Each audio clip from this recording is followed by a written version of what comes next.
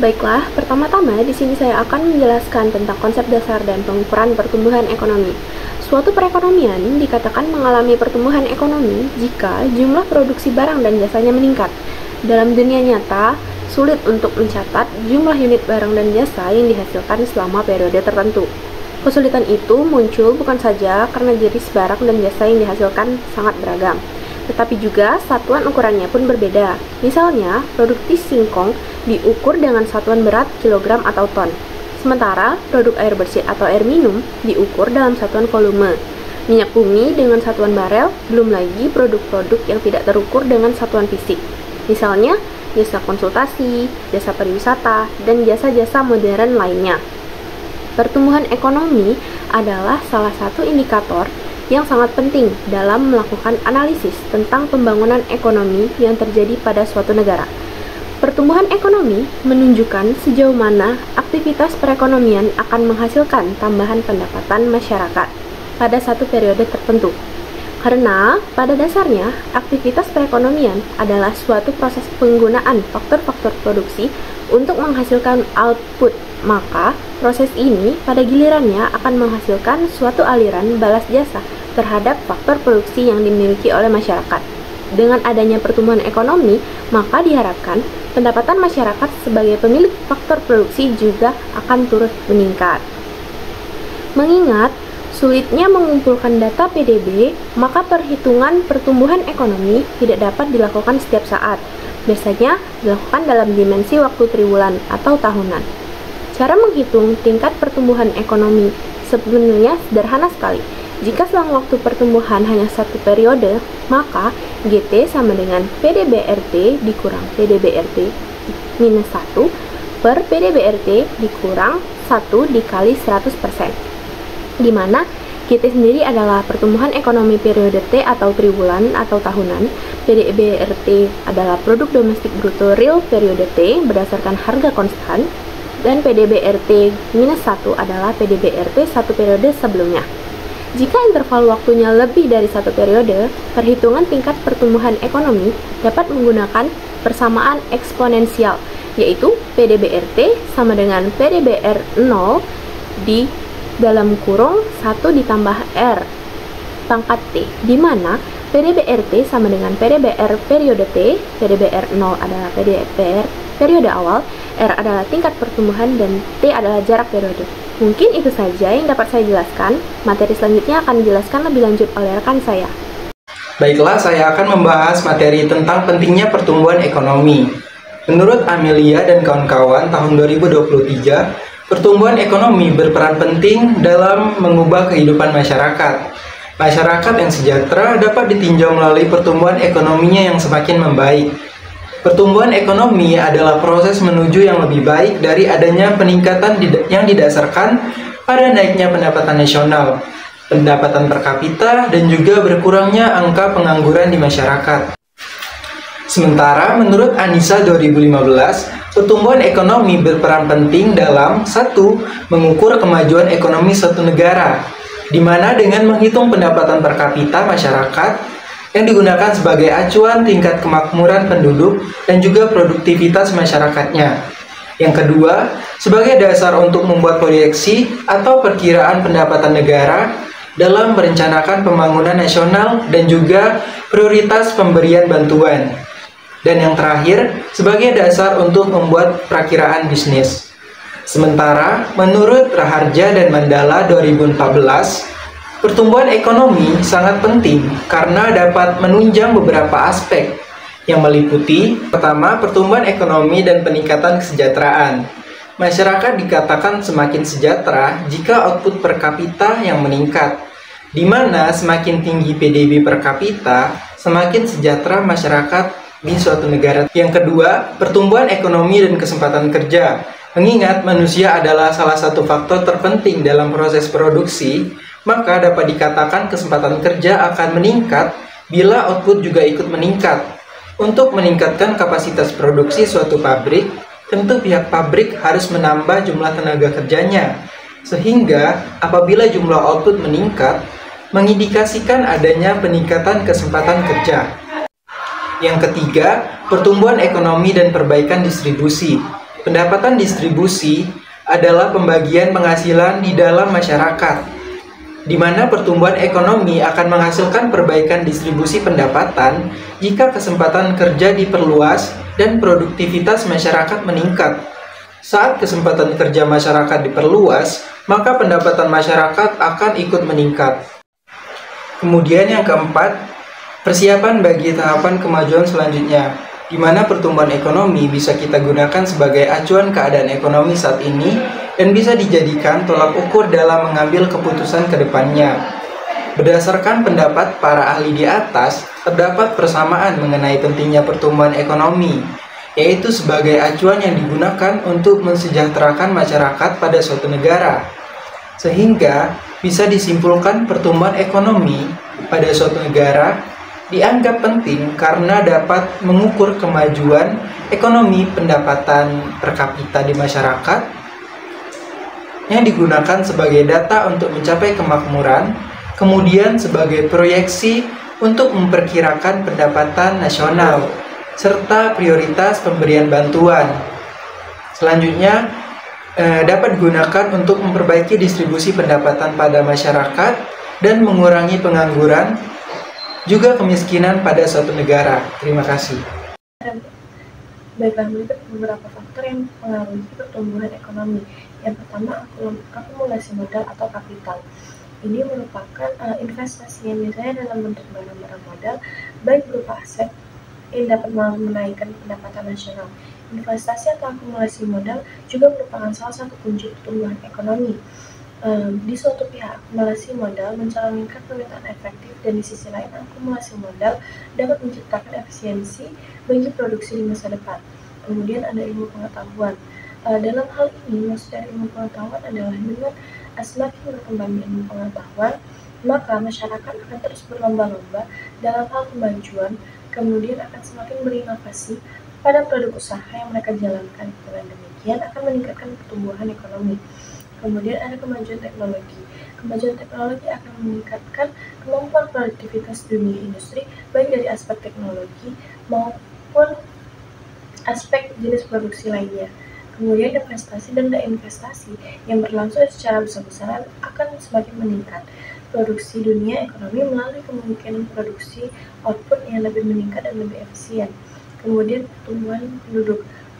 Dengan pertumbuhan penduduk dapat mendorong pertumbuhan ekonomi. Dengan bertambahnya jumlah penduduk, maka akan memperluas pasar, dan memperluas pasar akan semakin meningkatkan tingkat spesialisasi dalam perekonomian. Kemudian sebagai dampak dari spesialisasi yang terjadi, maka tingkat kegiatan ekonomi akan bertambah.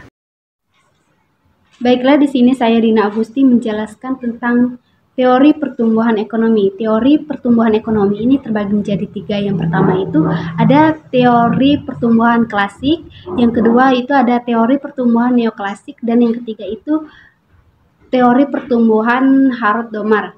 Nah, teori pertumbuhan klasik ini dikemukakan oleh 3 ahli. Yang pertama yaitu ada Adam Smith, yang kedua itu ada David Ricardo, yang ketiga itu ada Thomas Robert Malthus. Nah, teori pertumbuhan klasik ini menurut Adam Smith merupakan ahli ekonomi yang pertama. Menurut Adam Smith ini, inti dari pertumbuhan ekonomi dibedakan menjadi 2 aspek, yaitu yang pertama pertumbuhan output total, dan yang kedua itu pertumbuhan penduduk. Nah, pertumbuhan output total ini menurut Adam Smith, pertumbuhan output total dipengaruhi oleh 3 unsur pokok, yaitu yang pertama itu ada sumber daya alam atau faktor produksi tanah yang sedia, dan jumlah penduduk dan stok barang modal yang ada. Selanjutnya yaitu dilihat dari stok modal. Stok modal ini merupakan faktor produksi yang secara aktif menentukan tingkat output. Yang kedua itu ada pertumbuhan penduduk. Nah, pertumbuhan penduduk ini menurut Adam Smith, perkembangan produk akan mendorong sebuah pembangunan ekonomi. Nah, pertambahan penduduk ini akan memperluas pasar, dan perluasan pasar akan mempertinggi tingkat spesialisasi dalam perekonomian tersebut. Nah, menurut ahli David Ricardo, 1772 sampai 1823, ciri-ciri perekonomian ini menurut David, yang pertama jumlah tanah terbatas, yang kedua itu ada tenaga kerja atau penduduk meningkat atau menurunnya tergantung tingkat upah di atas atau tingkat upah itu di bawah minimal. Nah, yang ketiga itu akumulasi modal. Terjadi apabila tingkat keuntungan itu yang diperoleh pemilik modal berada di atas tingkat keuntungan minimal yang diperlukan untuk menarik mereka untuk melakukan investasi. Nah, yang keempat itu ada kemajuan teknologi yang terjadi sepanjang waktu. Yang kelima itu ada sektor pertanian yang dominan. Nah, dan kemudian itu menurut ahli Thomas Robert Malthus. Nah, menurut ahli Malthus ini, kenaikan jumlah penduduk yang terus-menerus dibarengi dengan kemajuan faktor-faktor atau unsur-unsur perkembangan yang lain merupakan unsur yang perlu untuk adanya tambahan permintaan. Nah, berdasarkan penjabaran mengenai teori pertumbuhan ekonomi klasik ini, di atas menurut para ahli sepakat bahwa pertumbuhan ekonomi sangat dipengaruhi oleh faktor-faktor tersebut, merupakan menekankan pentingnya sumber daya alam, pertambahan penduduk, akumulasi modal, dan kemajuan teknologi dalam mendorong pertumbuhan ekonomi. Dengan demikian, teori ini memberikan pemahaman yang mendalam tentang aspek-aspek faktor yang mempengaruhi perkembangan ekonomi suatu negara. Nah, yang kedua itu ada teori pertumbuhan ekonomi neoklasik. Pertumbuhan ekonomi neoklasik ini berkembang setelah tahun 1870. Menurut aliran ini, pertumbuhan ekonomi dapat diikhtisarkan sebagai berikut. Yang pertama itu ada pertumbuhan ekonomi tergantung pada penyediaan faktor produksi atau penduduk, tenaga kerja, kemajuan teknologi, dan akumulasi kapital, di mana akumulasi kapital ini merupakan faktor yang terpenting. Nah, yang kedua itu ada tingkat bunga dan tingkat pendapatan yang menentukan tingginya sebuah tingkat tabungan. Nah, dan yang ketiga itu ada akumulasi kapital, merupakan faktor yang penting dalam pertumbuhan ekonomi neoklasik ini. Menurut Mulyani 2017, teori Harrod-Domar merupakan perluasan dari analisis Keynes mengenai kegiatan ekonomi nasional dan masalah penggunaan tenaga kerja. Teori Harrod-Domar pada hakikatnya berusaha untuk menunjukkan syarat yang diperlukan agar pertumbuhan yang mantap atau disebut dengan steady growth. Yang dimaksud dengan steady growth adalah pertumbuhan yang akan selalu menciptakan penggunaan sepenuhnya alat-alat modal. Dalam analisisnya, teori Harrod-Domar menggunakan beberapa asumsi, antara lain adalah yang pertama, pada taraf permulaan perekonomian telah mencapai tingkat kesempatan kerja penuh. Yang kedua, perekonomian terdiri atas dua sektor, yaitu sektor rumah tangga dan sektor perusahaan. Yang ketiga, kecenderungan menabung batas besarnya tetap. Yang keempat, perbandingan antara modal dengan jumlah produksi dan perbandingan antara tambahan modal dengan jumlah tambahan produksi besarnya tidak berubah. Pendapat lain mengatakan teori Harrod-Domar atau keadaan steady state growth, model pertumbuhan ekonomi Harrod-Domar adalah model pertumbuhan yang mengacu pada pertumbuhan ekonomi negara-negara maju. Model ini merupakan perkembangan langsung teori ekonomi makro Keynes yang merupakan teori jangka pendek yang menjadi teori jangka panjang. Pendapat ini menurut Mulyani 2019. Sedangkan menurut Yunianto 2021, teori Harrod-Domar ini menganalisis syarat-syarat yang diperlukan agar suatu perekonomian dapat tumbuh dan berkembang dalam jangka panjang. Dengan kata lain, teori ini berusaha menunjukkan syarat yang dibutuhkan agar suatu perekonomian dapat tumbuh. Dengan kata lain, teori ini berusaha menunjukkan syarat yang dibutuhkan agar suatu perekonomian dapat tumbuh dan berkembang dengan mantap, atau yang dikenal dengan istilah steady growth.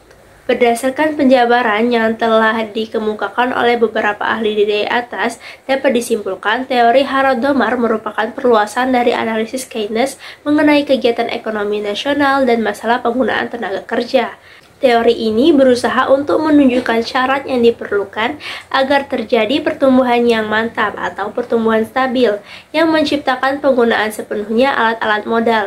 Dalam analisisnya, teori ini menggunakan asumsi bahwa perekonomian telah mencapai tingkat peluang kerja penuh, terdiri atas dua sektor, kecenderungan menabung batas besarnya tetap, dan perbandingan antara modal dengan jumlah produksi besarnya tidak berubah.